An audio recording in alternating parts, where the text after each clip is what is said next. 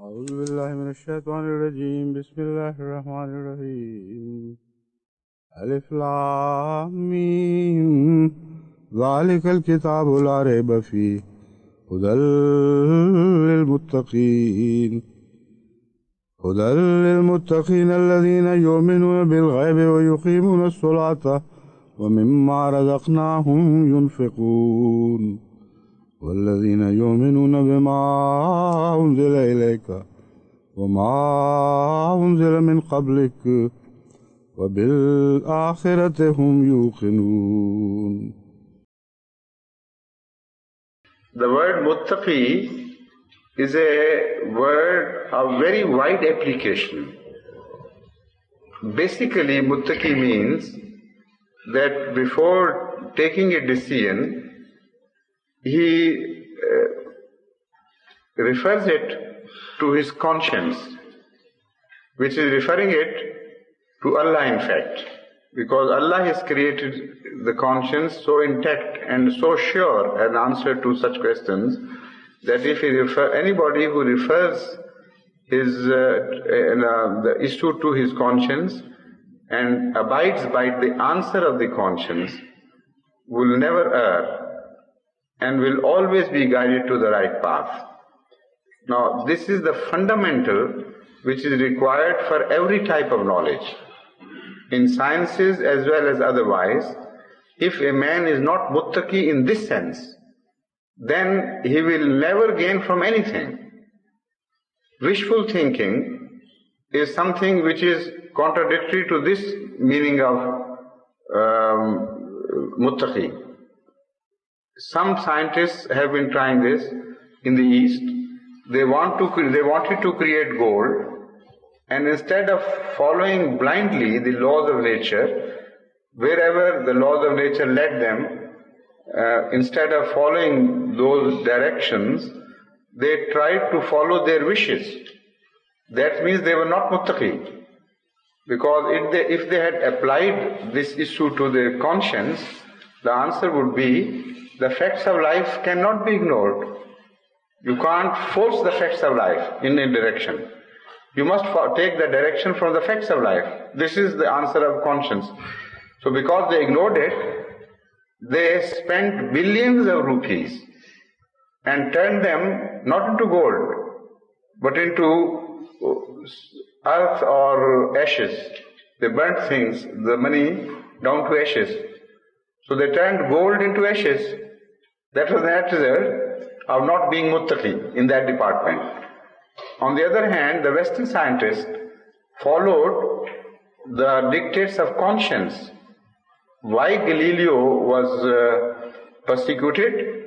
Simply for the reason that he was following the dictates of his conscience. That is to say, he passed the preliminary examination of muttaqi. And he was led by Allah to greater discoveries. So when the Holy Quran mentions the word muttaqi, the first fundamental has been referred to in this sense.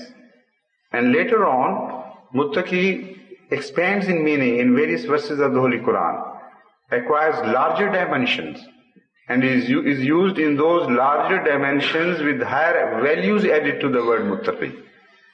So it is not just one meaning that you can attribute to muttaqi. To begin with, this is the meaning, and later on it goes on expanding.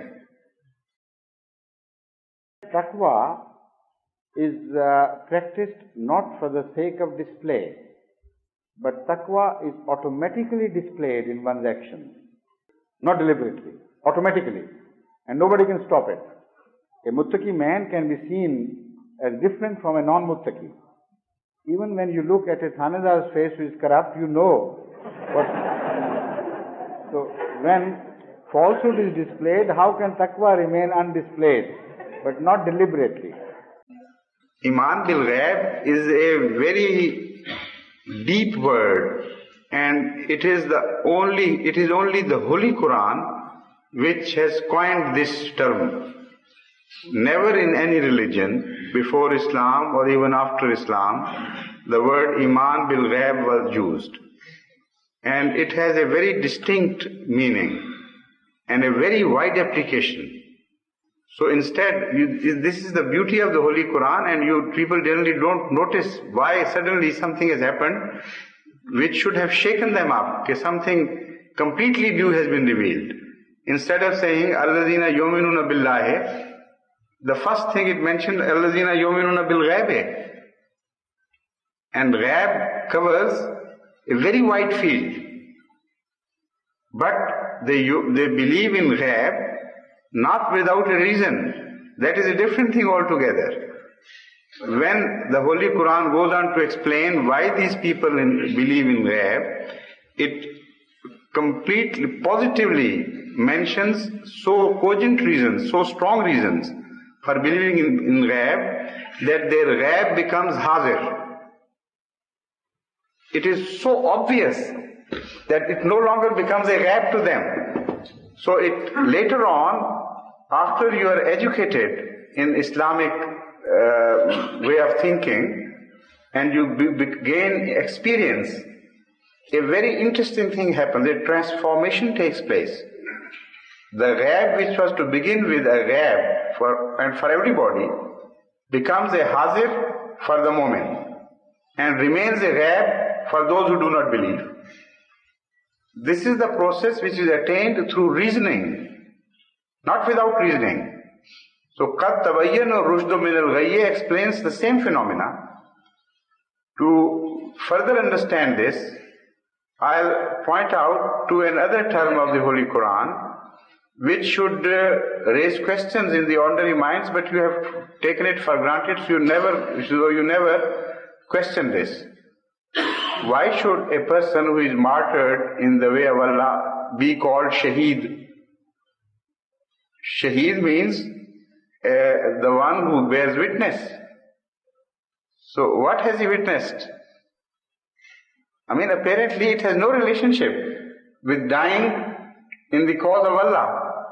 But when you understand this phenomena of ghaib turning into hazir, then it is understood why this fantastic term was used by the Holy Quran. And that also explains that no human being could have invented this book, which is impossible for man to reach in meaning and everything. Now the word shaheed means a person who has witnessed a ghaib of the life after death. Witnessed to a degree that he is abandoning the presence and preferring the ghaib. Unless it had become surer to him than the present, he could never have bartered the present for the unknown. So only a shaheed could do it, who was seeing it before him. Beyond that barrier of death, he was not seeing nothingness. He was seeing a positive life. Otherwise, he could simply not have bartered his present life. Akhareen, it repeatedly mentions this. وَآخَرِينَ مِنْهُمْ لَمَّا يَلْحَقُوا بِهِمْ. And so, in other places, سُلَّةٌ مِنَ الْأَوَّلِينَ وَقَلِيلٌ مِنَ الْآخَرِينَ. All these phrases are coined by Allah in the Holy Quran, mentioned in the Holy Quran. As far as Ahmad sallallahu alayhi wa sallam is concerned, he himself has also mentioned the word of Akhareen. So this Akhareen means people of the latter days. And this is why we believe that in Surah Baqarah, when it is mentioned, وَبِالْآخِرَةِ هُمْ يُوقِنُونَ, this is one of the meanings. That in that great event of the new search for the victory of Islam, which would occur in the latter time, they believe.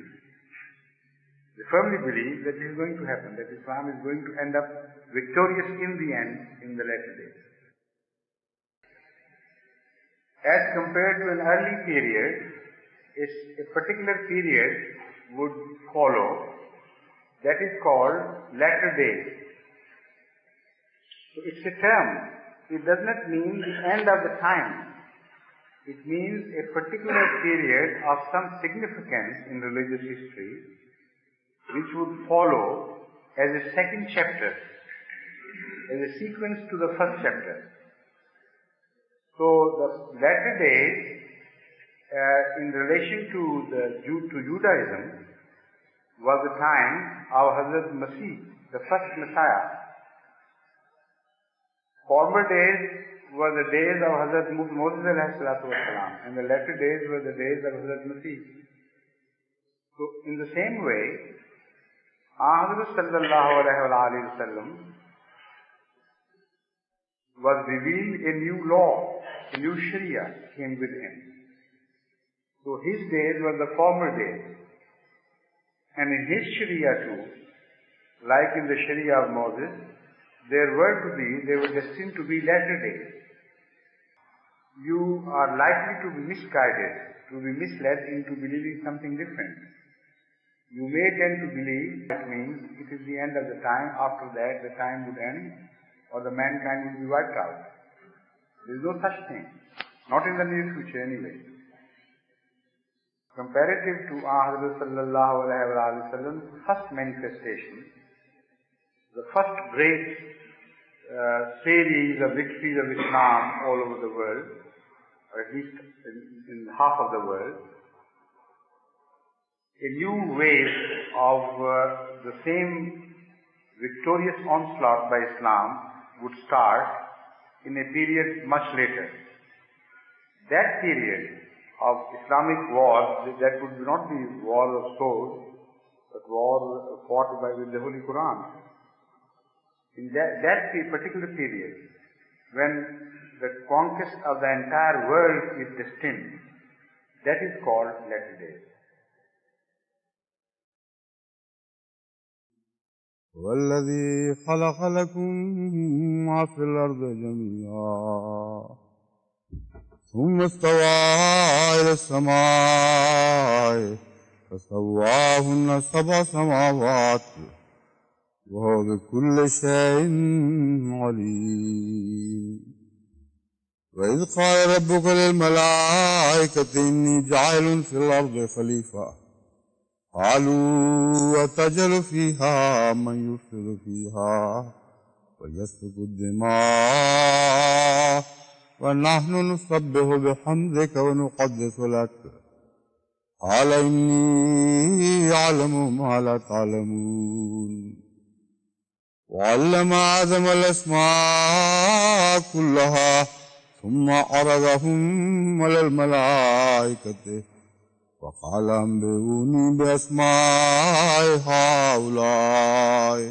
إن كنتم صادقين قالوا سبحانك لا علم لنا إلا ما علمتنا إنك أنت العليم الحكيم قال يا آدم أنبئهم بأسمائهم فلما أنبأهم بأسمائهم قال ألم أقل لكم إني أعلم غيب السماوات والأرض وأعلم ما تبدون وما كنتم تكتمون وإذ قلنا للملائكة اسجدوا لآدم فسجدوا إلا إبليس أبى واستكبر وكان من الكافرين وقلنا يا آدم اسكن أنت وزوجك الجنة وكلا منها رغدا حيث شئتما ولا تقربا هذه الشجرة فتكونا من الظالمين فأزلهما الشيطان عنها فأخرجهما مما كانا فيه وقلنا اهبطوا بعضكم لبعض عدو ولكم في الأرض مستقر ومتاع إلى حين فتلقى آدم من ربه كلمات فتاب عليه إنه هو التواب الرحيم قلنا اهبطوا منها جميعا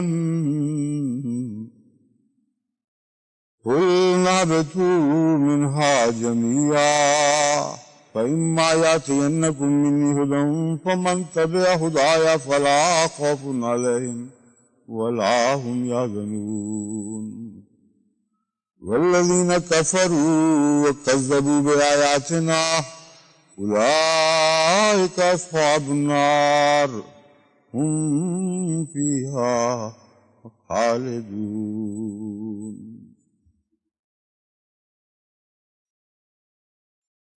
I have already spoken of on the word seven many a time. The word seven is a letter of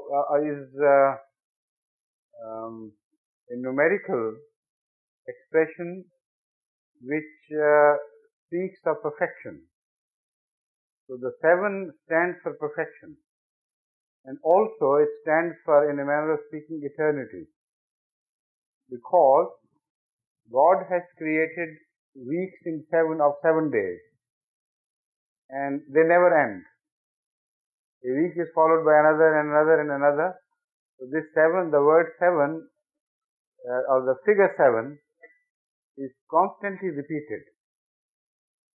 So this is why the Holy Quran, as well as Bible earlier, spoke of the creation of heaven and earth in 6 days followed by one, in which God is stated to have occupied his throne. So that also comprises seven. So the word seven does not literally mean the seven as we normally understand in human language.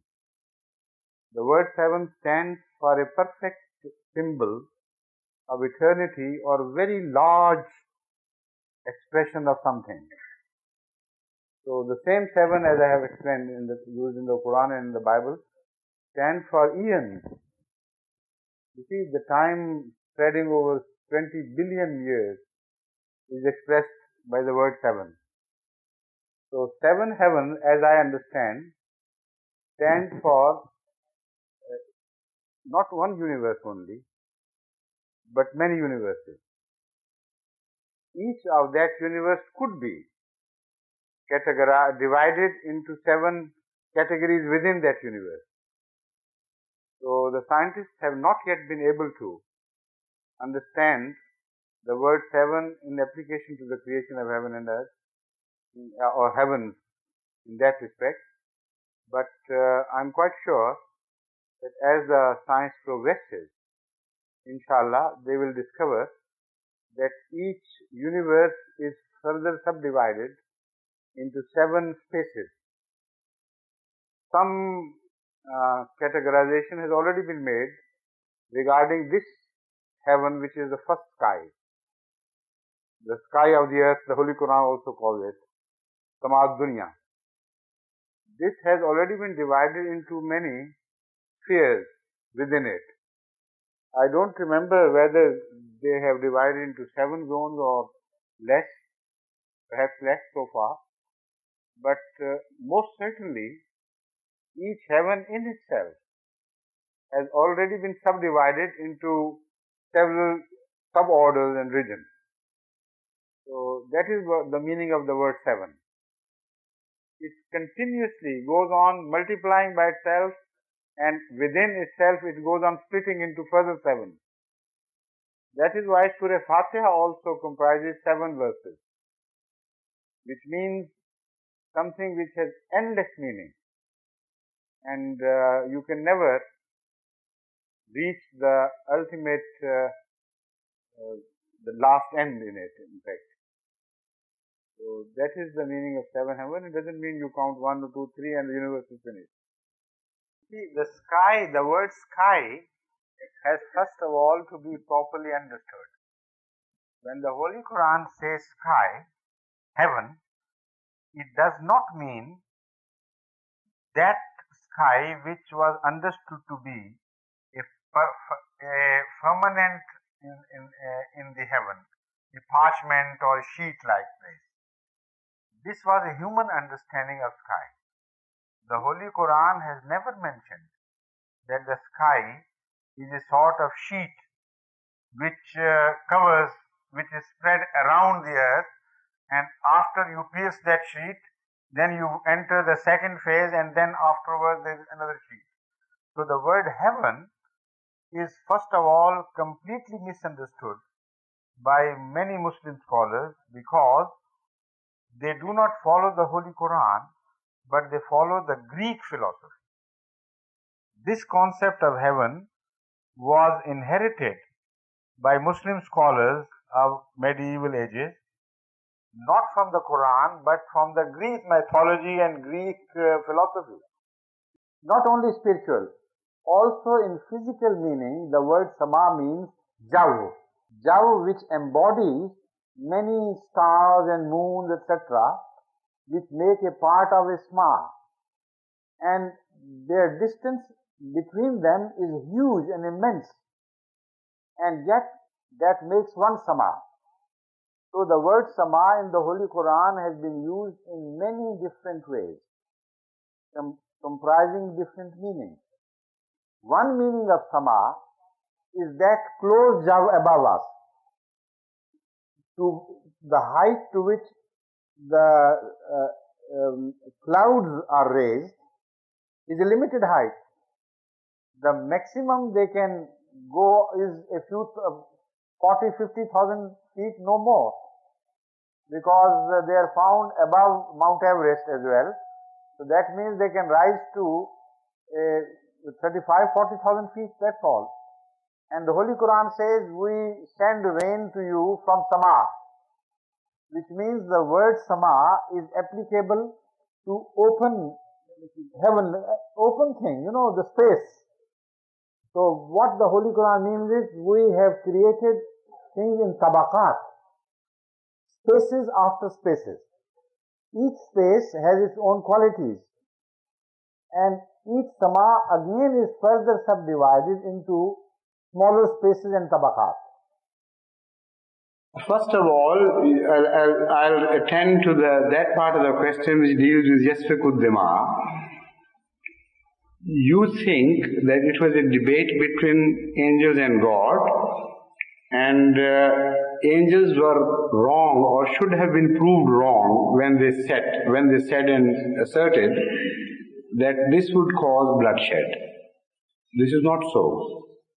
Had the angels been wrong in their assessment, the Holy Quran should have denied there and then that statement and said you are wrong. Or Allah might have punished them for making such wrong allegations against the best of His creation and all that. While Satan is punished, angels are not. That shows that their statement was correct. Bloodshed was to follow the creation of Adam, and that was a part of the scheme of things. But that bloodshed was not to be the responsibility of Adam or any false deeds on his part, but was to be the responsibility of those who would oppose him. To that extent it is correct, and every history of the beginning of any religion proves this fact, that whenever a claim was made by someone to have come from God, there was bloodshed. But it was the innocent bloodshed of Adam and his people, shed by those who opposed them. That is all which is meant by this statement, and even now you are passing through that phase of history and you are observing it with your own eyes. Do you think that the Ahmadiyya bloodshed at the hands of non-Ahmadis is the responsibility of the Adam of this age, or the responsibility of the enemies of the Adam of this age? So this is exactly the debate that was held during the time of angels and first Adam. What angels said was there would be bloodshed. Allah said, yes, there would be bloodshed, but not at the hands of my people. Adam is not to be held responsible. It would be a bloodshed caused by the enemies. What they knew was what had already been created. That was the animal life. And it was evolving to a state where it was fit to receive Allah's word. But all the previous record of that animal life was bloodshed and disorder. That is what they observed. But what they did not know, and Allah knew was this, that when Allah wanted to make a Khalifa, He would be against the bloodshed and He would rectify the habits of those who are for disorder. So the angels knew only the half that was past, and they made their inferences based on the past of life on earth. Allah had in view His spiritual creation, Hazrat Muhammad Mustafa Sallallahu Alaihi Wasallam, and all His prophets, under the same title of course, but subordinate to Him. So, what the angels said was completely off the mark. It was not a pre-knowledge. It was an after-knowledge with wrong inferences. What Allah had in view, as I have said, was to rectify that state of affairs which was full of bloodshed, right was might, and there was survival of the fittest at each other's cost, struggle for existence. The whole earth was full of bleeding and trampling of as if each other's rights. So Allah said, no, I'm going to rectify all these things. So the question is that was Hazrat Adam the first man? The answer in short to that is no. He was not the first man. There were men before him. And which were the people whom he addressed as a prophet? And the answer is that his people where he was born, his own tribe. That tribe which had developed to an extent that it was in the eyes of the sight of Allah capable of receiving a Sharia, a law from God. They were in fact the most developed people of that age. And they had reached a point of sophistication and of culture where they were capable of receiving Allah's message and ultimately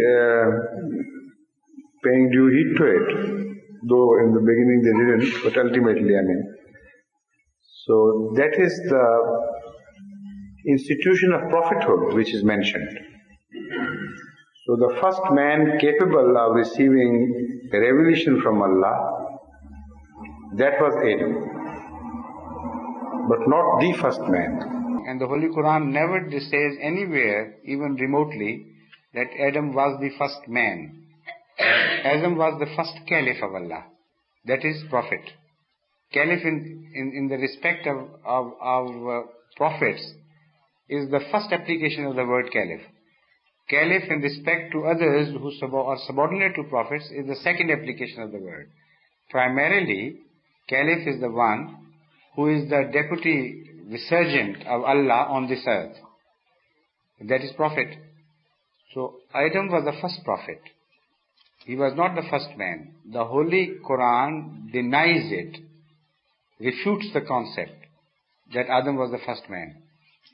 Apparently, the Bible claims that he was the first man, and the whole race of humanity started from him.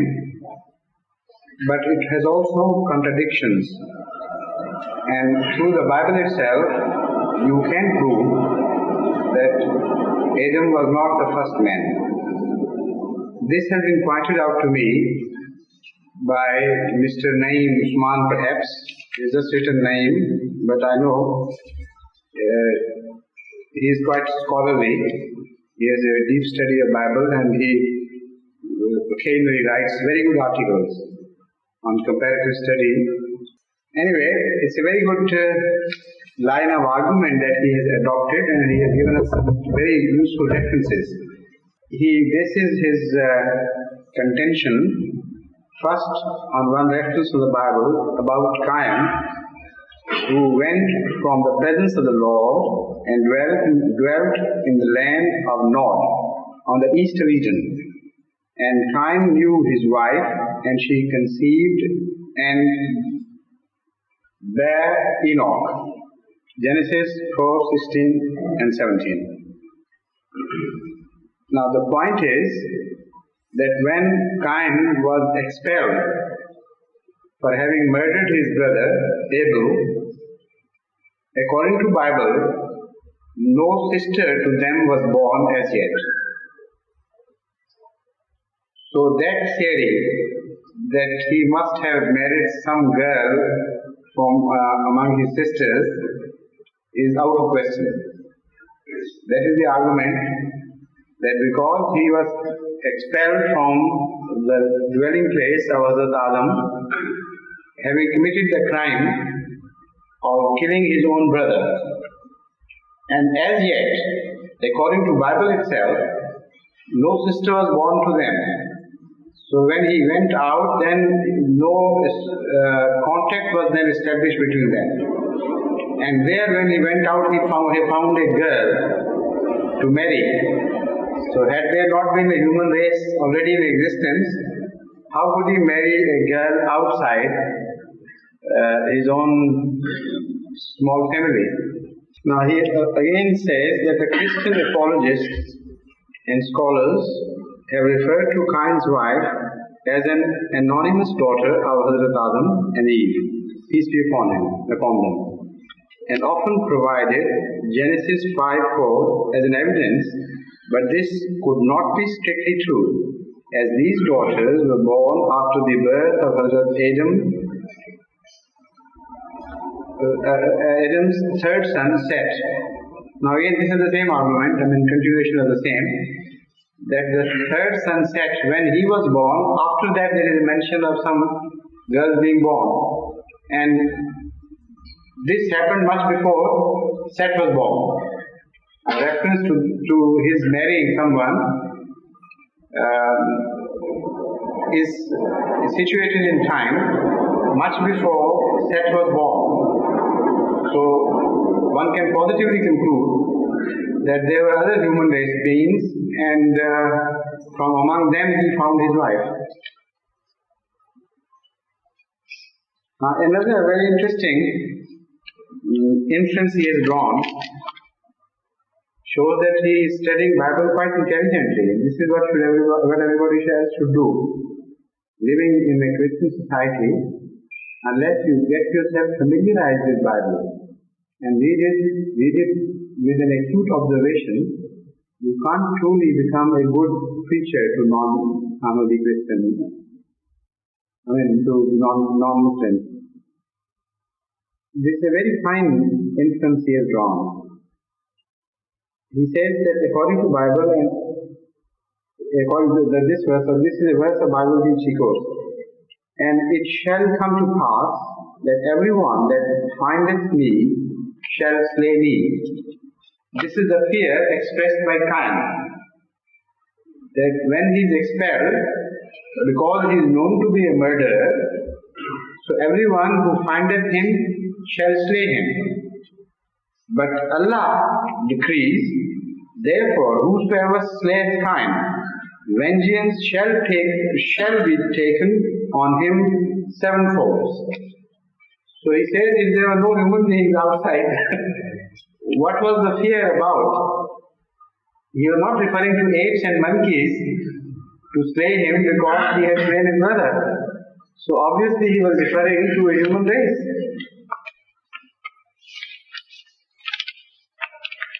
Again he quotes from the Bible, the sons of God saw the daughters of men, that they were fair, and took them wives of all which they saw. Who were the sons of God and daughter of men?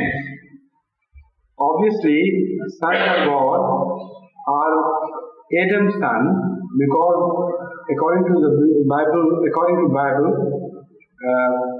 religious people and pious people are sometimes referred to as sons of God, children of God and son of God. And what it truly means is godly people. The best translation of this would be godly people. So the godly people married among the profane. That is what the Bible wants to say. And they were also human beings. Sons of God married the sons of men. Ordinary men who were not religious, who were not godly, are just referred to as sons of men, as against the sons of God. But anyway, whether somebody considers it extending it too far or not. The first two references are quite emphatic and prove the point roundly. Whatever is said in Bible about the creation of man, everything has already been disproved and long been disproved by the Christians themselves.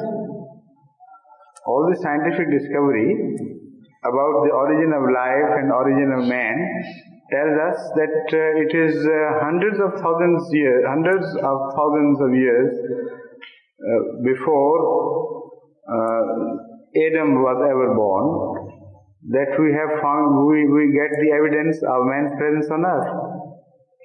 And many types of men have been discovered. Recently there was an article about Sudan. Now the limelight is being shifted to Sudan because they have discovered some remnants of human bones which indicate that perhaps the first man was born in Sudan. Previously it was Neanderthal man, then it became the Chinese man, and so on and so forth. But the more and more the investigation is sinking deeper, the origin of man is being removed farther away in time from us. And it may be a million years or more, we don't know as yet. What Hazrat Merciful said, that since the time of Adam, 6,000 years have passed, and we are entering the 7,000 years. And he never spoke of life on earth or the life of the planet or the life of human beings, etc. at all. He was speaking of the religious development of that started from Adam and ended up in Hazrat Muhammad Rasulullah and culminated in the last law as the Sharia of Islam. So from then on, the age of Hazrat Muhammad Mustafa will end unto the end of the time. He is speaking of religious terminology. He is not telling us the age of mankind as such, because it is same Hazrat Muhammad when approached by a visitor from Australia and confronted with the question of what should be the age of man as such. The answer was not 6,000 or 7,000 years. The answer was that we don't know, I do not know which Adam you are asking about. There may be thousands of Adams, and some Adams may have been born 40,000 years ago. Now this answer was guided by God, because the Aborigines of Australia claim to have a culture of 40,000 years old. It exactly tallied with his own personal experience. So he was dumbfounded at this answer. Iblis, who is mentioned in the first place, yes, he belonged to the species of jinn. Malaika are not jinn. Whatever jinn be. I mean, that's not the discussion. Yeah. So against this categorical statement of the Holy Quran, how can you believe that he belonged to the angels? He did not. Yet he was punished for defying the orders. Regarding what passed between God and angels and Satan before man was created, there is no mention of Satan in the first order. The Holy Quran categorically states that Allah gave this order to Malaika, to the angels. Suddenly the Holy Quran tells us that all the angels obeyed the order of God and prostrated while they were at rest. But Satan did not. And then it says Satan was punished because he did not obey like the angels. And he was one of the rebellious. If he was not included in the addressees, why should he have been punished for his rejection of the order, for his disobedience? When revelation is made, revelation of God, the people who are secondary in importance or tertiary in importance, they also fall under the order, under the realm of that order, And they have to believe in that prophet which came in that region. Because light is particularly focused on certain people, but is also diffused and shed upon the rest. The beam does not lighten up only the spot of the wall on which it is directed, but also it illuminates the whole room and the atmosphere around. So this is the sort of phenomena of revelation. You see, Allah makes good things, and shaitan used to be good before. But lack of goodness is evil. Allah never creates evil. Allah only creates goodness. You see, Allah has created light. What is darkness? Lack of light. Darkness is nothing substantial which is created. Only when something interferes with the light rays and obstructs them, then the lack of light is what you consider as darkness. So that is why in the Holy Quran and in other scriptures, evil and goodness are compared to light and darkness. That leaves a very potent message with us, that God has only created goodness.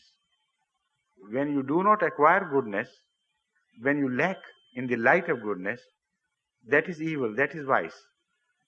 So the moment Satan defied God, he obstructed himself from the light of God, and a shadow of darkness was created within him. That is the evil of Satan. Allah told Adam and his wife to reside in Jannah. And then you know the rest of the story. According to the Holy Quran and according to the Bible, they have some certain similar features and certain dissimilarities and disagreements as well. But the fundamental question is this: what is referred to as Jannah, the paradise? According to the Holy Quran, the concept of that paradise is different in some important features from the concept as it is understood in Bible. Why I have said as it is understood in Bible? Because in my belief, the biblical account of paradise and the Quranic concept of paradise must confirm if they are from the same God. It is impossible that Bible should have given a different picture of paradise and the Holy Quran should have given a different picture of paradise. So that shows, if I am right, then there are two possibilities. Either the Bible was later on changed by the followers, or it was not changed, but wrong interpretations were attributed to Bible. These two possibilities open if I am right. According to the Holy Quran, Jannah, that is paradise, is the teaching which is brought by a prophet. And the features of those teachings are, do this and do that, and do not do that. And they are symbolically mentioned under the description of two trees. One good type of trees, two classes of trees, of which you can partake, of whose fruit you can partake at your will, as you please. And there are other types of trees of which you must not partake, or they'll cause you eternal death. That is sin. And the other is piety. Now when I say this is the Jannah, that is the paradise described in the Holy Quran, it is not something which I am attributing to the Holy Quran. The Holy Quran itself describes this paradise as such and solves the riddle for us. It says there are two types of kalima. Kalima tayyiba and kalima khabisa. Kalima tayyiba, that is a good word and a pious word, is like unto a tree which is deeply rooted in earth, in the soil, yet it derives its fruit from the heavens. It has its branches extended to the heaven. And from there it is fed, and it is not like an ordinary tree, which is material tree, but it is something which remains, whatever the weather, it always is a springtime for it. And it bears fruit in every condition. So that means the tree, according to the Holy Quran, is the word of God or the word of piety or a good teachings. I mean, it's very clearly mentioned. There is no doubt left at all about the interpretation of a tree. وَكَلِمَةٍ خَبِيثَةٍ كَشَجَرَةٍ خَبِيثَةٍ اجْتُثَّتْ مِنْ فَوْقِ الْأَرْضِ مَا لَهَا مِنْ قَرَارٍ. Similarly, a bad tree means a bad word or bad conduct in which you have no rooting. You go on shifting your positions, you follow this and follow that without any direction, without any bearing, because there is no God to guide you. So that is the people who do not follow the law of a law revealed to a prophet. They are free to move from one place to another without direction, without bearing, without guidance. So when the Holy Quran clearly defines what tree means, and not only one tree but both the trees mentioned in Jannah, so it has also defined that Jannah. That means the law which is brought by a prophet, the message which is brought by a prophet, if you follow that message, you enter a paradise. And the society which is created of that message would be a paradise for everybody. There will be no trouble, no suffering, no poverty for anybody. Somebody is dying with hunger and others are, have excessive possessions and so on and so forth. So, an orderly life is described in reference to this Jannah by the Holy Quran itself. Allah tajua fiha wa la tara wa la tazma fiha wa la tazha. That is the description of the paradise which was given to the first prophet, that is Adam, which defines the human rights, the fundamental human rights. Whenever a prophet comes, he brings along with him a teaching where not only the spiritual requirements are met with, but the basic human requirements are also met with. And the teaching covers at least that much of economy, human economy, where it is guaranteed that no man would be permitted to die of hunger, of exposure to sun, or similar basic needs of man, which if not provided for, would cause extinction of humanity. So this is, again in the words of the Holy Quran, a description of the Jannah which was given to Adam. Anyway, the most important point is that Holy Quran warns the followers of Hazrat Muhammad Mustafa sallallahu alaihi wasallam, peace be upon him, that we warn you that the Satan may not trick you as he tricked your forefathers Adam and Eve and cause you the same punishment. So guard your Jannah. That is the message. Like he tricked Adam and Eve out of Jannah and they slipped. The Satan must not be permitted to do that to you again. Now, if that Jannah was a material Jannah, not belonging to this world, but belonging to somewhere in heaven, how could this verse, what could this verse mean here? Because that Jannah had already been abandoned by us, never to return unless after death.